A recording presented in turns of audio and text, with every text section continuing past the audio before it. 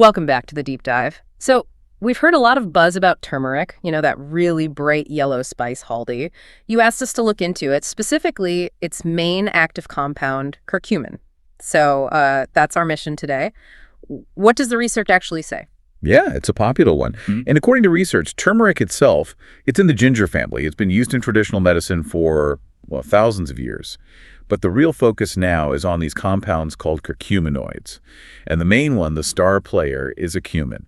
That's where most of the research benefits seem to come from. Okay, but before we even get into those benefits, we absolutely have to put this front and center. This is us looking at the research, what it suggests. It is definitely not medical advice. You should never, ever use curcumin or turmeric to replace proper medical treatment. And always, always talk to your doctor before starting any new supplement, especially curcumin, because it can interact with medications. Seriously, check first. Absolutely crucial. Couldn't stress that enough. Okay, so with that vital point made, let's talk about why it's so interesting.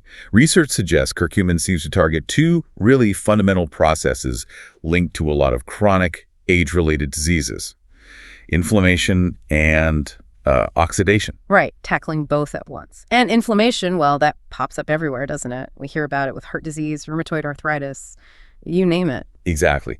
The research indicates curcumin is what we call bioactive, meaning it can actually interact with your body's inflammatory pathways and help suppress them. And then there's the antioxidant part. Its chemical structure is pretty unique. It lets it neutralize free radicals, those unstable molecules that cause oxidative damage. And that damage, well, it's considered a major driver of aging and disease. Okay, that sounds pretty powerful. But hang on, isn't there a catch? I remember reading something about it not being easy for the body to use. Bioavailability. Ah, yes, you're spot on. That's the big practical hurdle. Curcumin on its own has pretty poor bioavailability. Your body struggles to absorb it effectively. So you could be taking it, but not getting the benefits we just talked about. What's the things then? It comes down to fat. Curcumin is fat soluble. So the research strongly suggests that taking it with a meal that contains fat or oil can significantly boost absorption. Think of fat as the key that unlocks its potential in your system.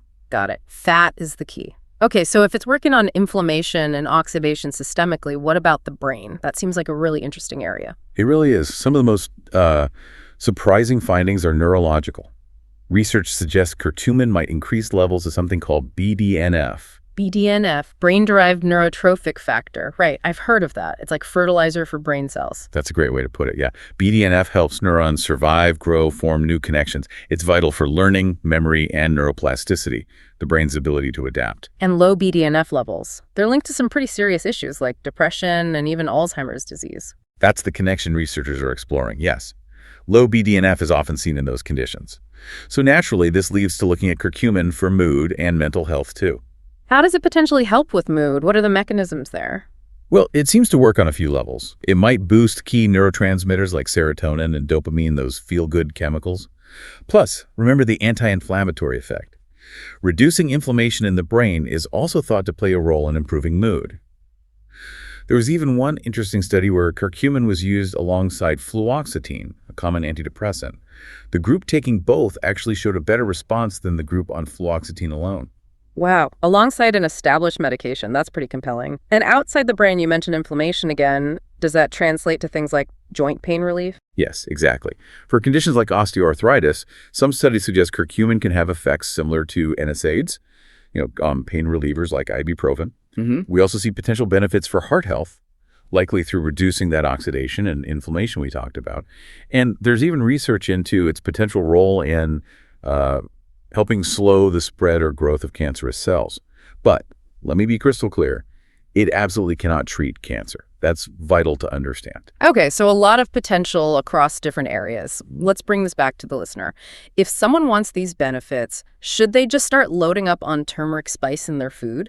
Probably not if they're looking for those significant medicinal level effects seen in studies. Here's the thing. Pure turmeric powder, the spice itself, it only contains about 3% curcumin by weight. Only 3%. Okay, that's really not much. Right.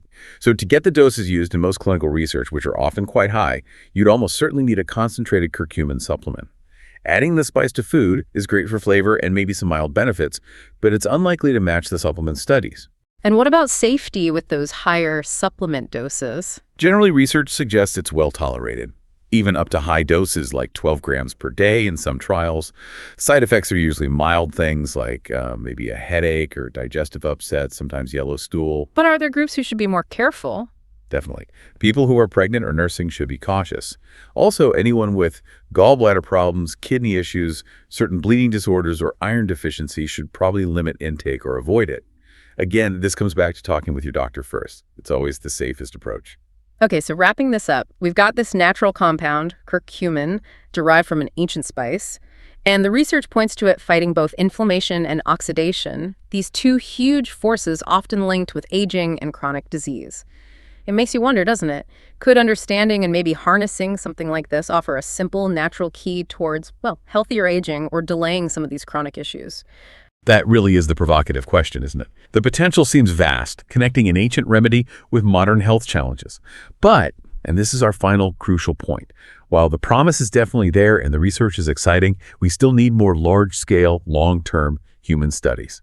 And no supplement, including curcumin, should ever take the place of professional medical advice, diagnosis, or treatment. Always start with your healthcare provider.